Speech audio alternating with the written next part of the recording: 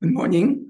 오늘도 좋은 아침입니다. 우리 하나님의 사랑과 은혜가 우리 사랑하는 성도님들 또 삶과 가정과 일터 가운데 또 자녀들 학교의 생활 가운데 함께하는 그런 복된 하루 되기를 소망합니다. 오늘 우리에게 주신 하나님 말씀은요.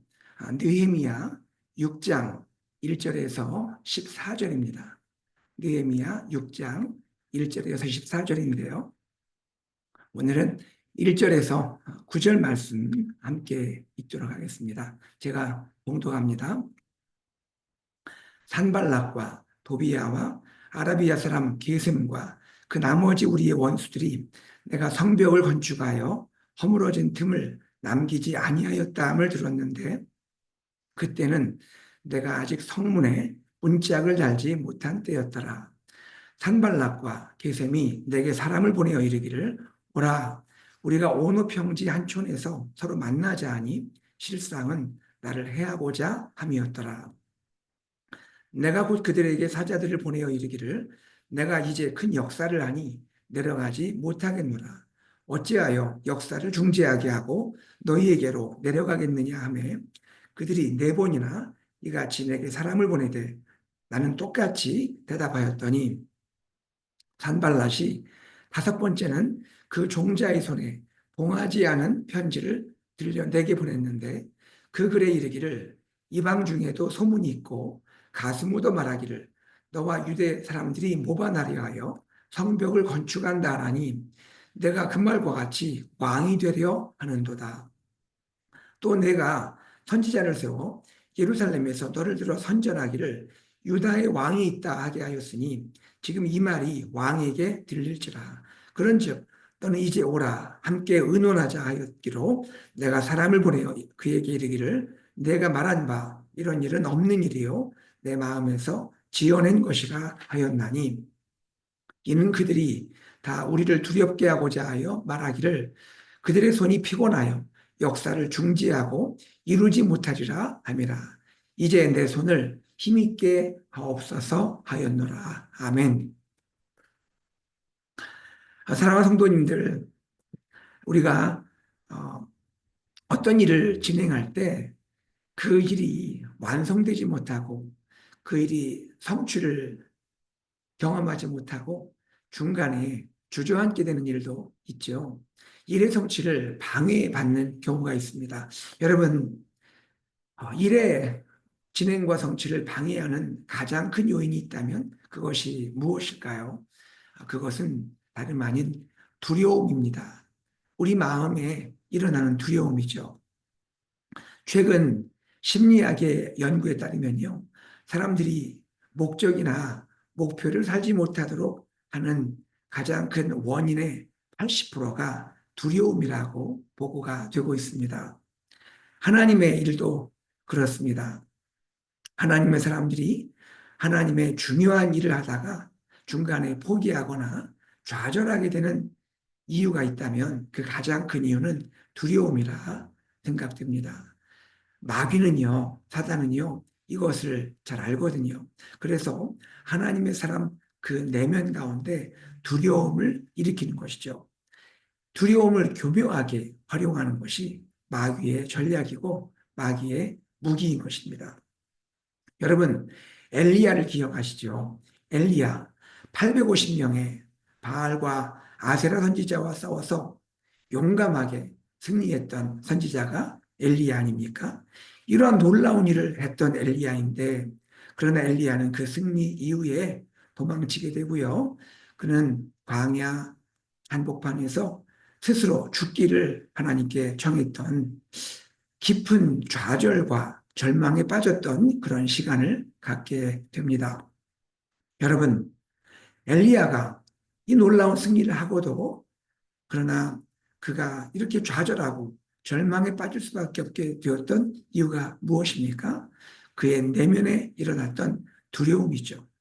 엘리야의 승리의 소문을 듣고 이세벨이 내가 너를 반드시 죽일 것이다 라는 그런 선전포고를 하고 그 이야기를 듣게 되었을 때 엘리야의 마음에 급격하게 두려움이 찾아오게 되었습니다. 그 두려움이 결국 엘리야로 하여금 좌절하게 하고 절망에 빠지게 한 것이죠. 이와 같이 두려움은 하나님의 사람을 좌절하고 또 그리고 그가 하는 모든 일을 중단하게 만드는 그러한 역할을 하는 것이죠. 오늘 본문의 이야기는요, 느헤미야의 대적들이 이제 느헤미야가 진행하고 있는 성벽 공사, 이 성벽 재건 공사를 방해하는 일을 하게 되는 모습을 보여주는데요. 그들은 최후의 방해를 계획하고 시도하게 됩니다. 느헤미야의 프로젝트를 중단시키는 그러한 음모를 꾸미게 되는 것이죠. 자, 이 일에 먼저 1절부터 9절의 내용을 잠깐 우리가 생각하겠는데요. 대적들이 이렇게 일을 진행합니다. 사람들을 느헤미야에게 보내는 거예요. 4번이나 보내서 우리 만나자라고 만남을 요청합니다. 그런데 그 만남의 장소로 그들이 택했던 곳이 어디냐면 오노평지 한 촌입니다. 여러분, 오노평지는요, 예루살렘에서 북서쪽으로 32km 정도 지점에 있는 한 장소인데요. 그곳은 사실은 사람들이 인접하지 않은 장소입니다. 무슨 의미일까요? 그곳은 사실은 느헤미야를 암살하기 좋은 그러한 최적지였던 것입니다. 우리가 함께 만나서 의논하자 말했지만 대적들의 그 마음 가운데는, 계획 가운데는 느헤미야를 조용히 불러내어서 암살하고자 시도했던 것입니다. 느헤미야는 거절합니다. 4번이나 거절합니다. 대적들이 5번째 요청합니다. 요청이라기보다는 협박에 가까운 그들의 시도인 것이죠. 그런데 이들이 느헤미야에게 5번째 만남을 요청하면서 그들의 종자를 통하여 봉하지 않은 편지를 보냅니다. 편지를 보내는데, 서신을 보내는데 봉하지 않은 편지를 보낸 것이죠. 그 내용이 이런 것입니다. 느헤미야가 지금 추진하고 있는 이 성벽 재건이 순수한 의도가 아니다라는 거예요. 이 일을 통해서 느헤미야가 이제 반역을 하고자 합니다. 페르시아 그 왕의 통치에 대해서 반역을 한다. 쿠데타를 시도한다. 그가 스스로 왕이 되고자 한다. 그런 것이 이 성벽 재건 공사의 숨은 의도이다. 이런 내용을 담았던 것입니다. 자, 그런데 여러분, 봉하지 않은 편지를 보냈다는 것은 어떤 의미일까요? 중요한 편지는 반드시 봉하게 되어 있죠. 봉하지 않은 편지다. 이것은 그것을 전달하는 사람으로 하여금 또 중간에 접하는 사람들로 하여금 이 편지를 읽을 수 있도록 의도적으로 계획한 것이죠. 이것이 공개될 수 있도록, 이것이 누설되고 전파될 수 있도록 그렇게 의도한 것이죠. 그러므로 이 편지가 중간에 사람들에게 오히려 알려져서 많은 사람들이 느헤미야를 의구심을 가지고 볼 수밖에 없게 만들고 또 느헤미야가 지금 음모를 꾸민다는 것을 의도적으로 퍼져갈 수 있도록 만든 그들의 아주 교묘한 그런 계획이다 말할 수가 있는 것입니다. 자, 이러한 그들의 기도에 대해서 계획에 대해서 느헤미야가 어떻게 반응합니까? 느헤미야가 8절에 보니까 일축합니다. 이것은 꾸며낸 이야기고 나는 전혀 일에 관계가 없다라고 그는 단호하게 말하게 됩니다. 그리고 나서 그가 마지막에 한 행동이 있는데요. 그것이 무엇이냐면 9절입니다. 그는 하나님께 기도로 나아갑니다. 기도하죠. 이제 내 손을 힘있게 하옵소서. 주님, 이제 나의 손을 힘있게 하옵소서. 결코 중단하지 않게 하여 주옵소서. 결국 어떻게 될까요? 대적들의 모든 이 계획은 실패로 끝나게 됩니다. 그리고 나서 10절에서 14절의 내용이 소개가 되고 있는데요. 자, 첫 번째, 이 실패 후에 대적들은 포기하지 않고 다시 한번 시도합니다. 이번에는 그들이 방법을 바꾸게 되죠. 그들은 느헤미야의 측근이었던 스마야라는 사람을 매수합니다. 뇌물을 주어서 매수합니다. 스마야가 어느 날부터 두문불출하는 거예요. 느헤미야 곁에 있어야 한 사람이 느헤미야 곁에 더 이상 나타나지 않습니다.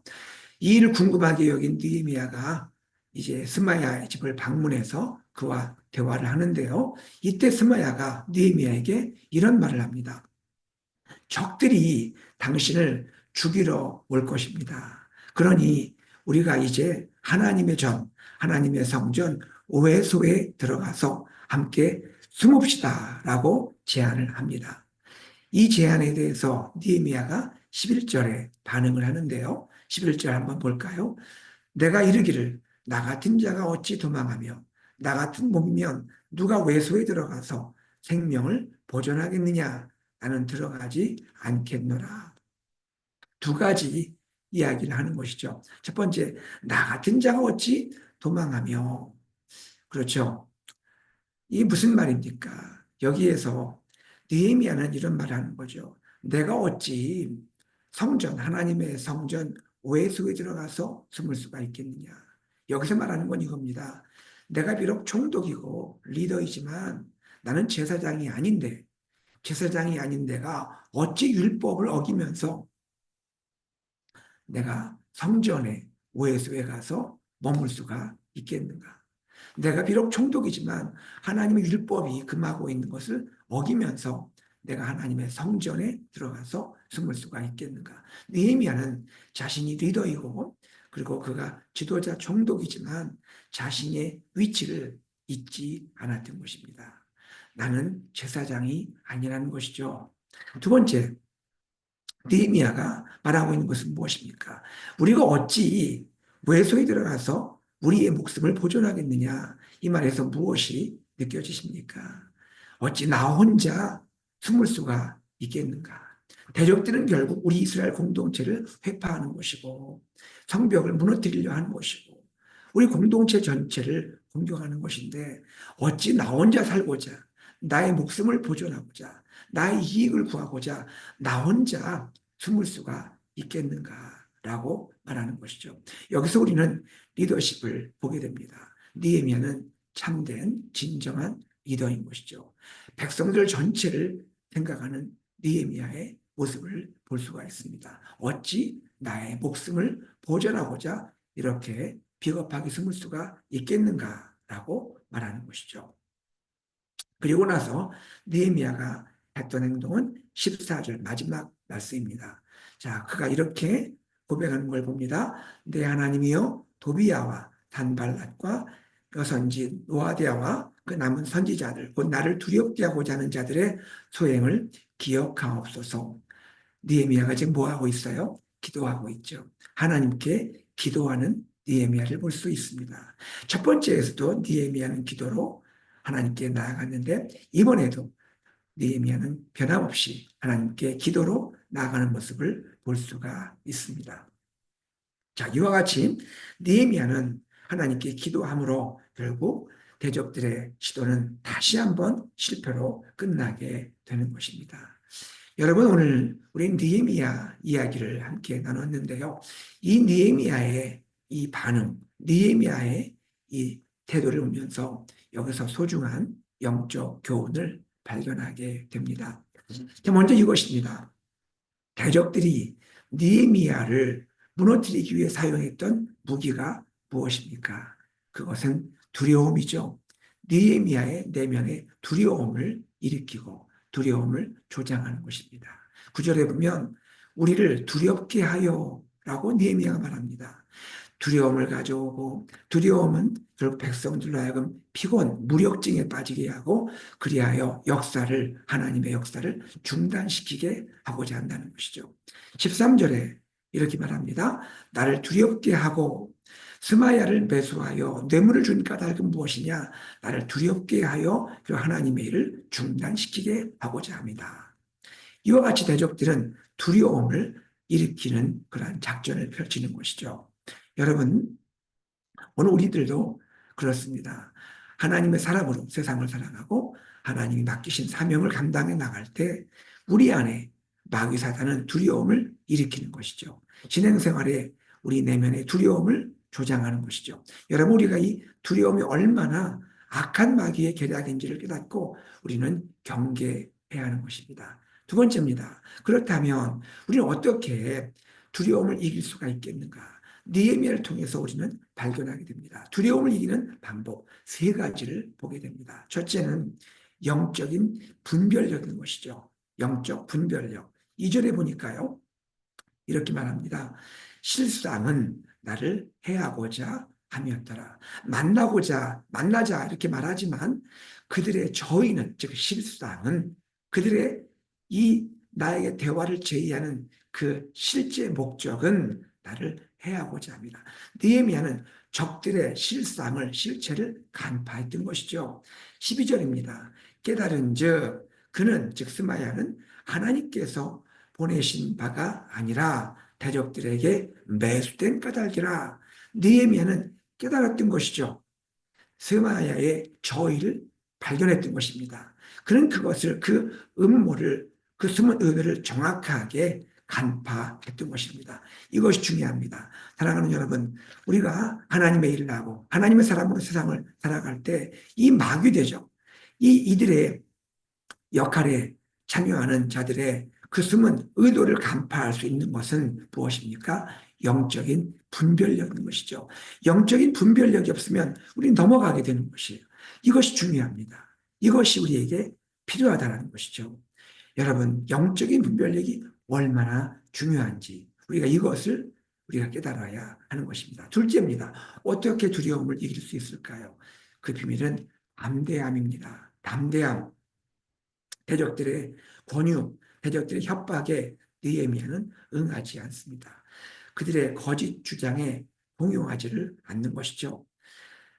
느헤미야는 분명하게 단호하게 말합니다. 이것은 그들이 꾸며낸 이야기다. 그리고 느헤미야는 한 가지를 더 보여주는데요. 자기의 유익을 하나님의 일보다 먼저 구하지를 않는 것이죠.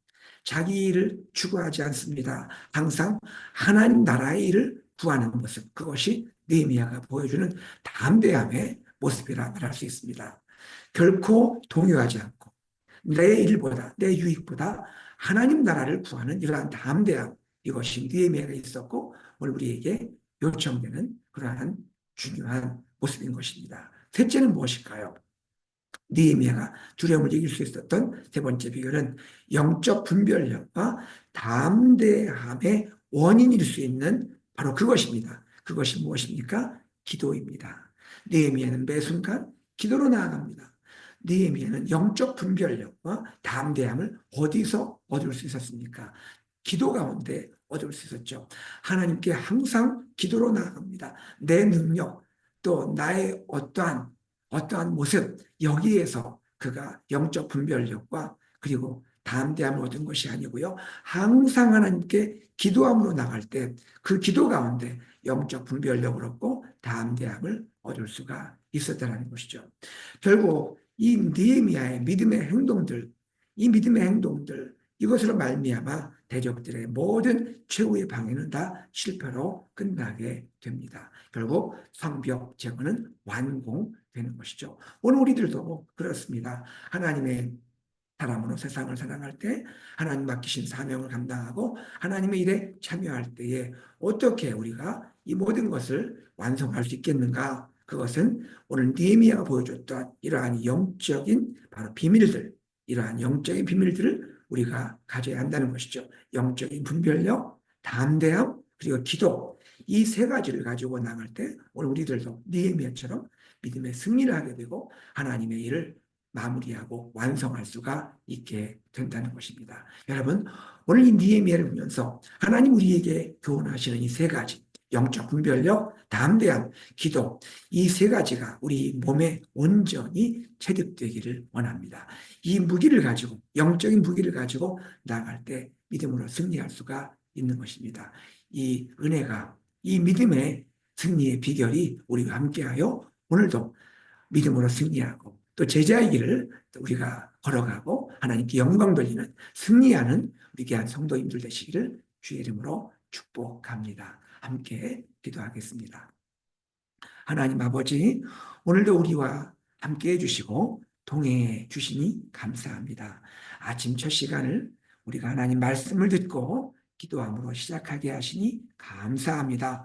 하나님, 우리 사랑하는 성도님들, 우리 모두가 오늘도 제자의 길을 걷고 믿음으로 주님과 함께 나아갈 때 하나님 오늘도 승리하게 하시고 주님께 영광을 돌리는 복되고 기쁘고 감사가 넘치는 하루의 삶이 되게 하여 주시옵소서. 감사드리며 주 예수 그리스도의 이름으로 기도드리옵나이다. 아멘. 말씀을 기억하면서 우리가 하나님께 함께 기도로 나아가겠습니다. 기도 제목을 나눌게요. 오늘도 하나님 주신 말씀을 따라 승리하게 하여 주옵소서. 그리고 우리 교회에 허락하신 귀한 비전 예수 산책 AKPC 말씀 제자 미셔널 공동체로 우리 모두가 한 마음으로 나아가게 하여 주옵소서. 이번 주부터 제자 훈련이 시작됩니다. 훈련에 참여하는 분들 훈련을 잘 받을 수 있도록 여러분께서 함께 기도해 주시기를 부탁을 드립니다. 화요 기도회가 오늘부터 개강하게 되고요. 추석 경로잔치 이번 주 토요일에 계획되어 있습니다. 은혜 가운데 귀한 행사들이 잘 이루어질 수 있도록 여러분 기도해 주시면 감사하겠습니다. 슬픔을 당하신 가정들이 있죠. 주님께서 깊이 위로해 주시고 전국의 소망으로 함께하여 주옵소서. 기도해 주시면 감사하겠습니다. 선교 중보기도 이번 달 남아공에서 사역하시는 김종현 이응란 선교사님을 위해 기도해 주시고 우리 목장에서 후원하고 기도하는 선교사님을 위해서 기도해 주시면 감사하겠습니다. 그리고 우리 환우분들의 치유와 회복을 위해서 우리 함께 기도하면 좋겠습니다. 우리 함께 기도 제목을 가지고 주님께 나아가고요. 오늘 하루의 삶을 주님께 맡기면서 우리가 믿음으로 하루를 열어가겠습니다. 함께 기도합니다.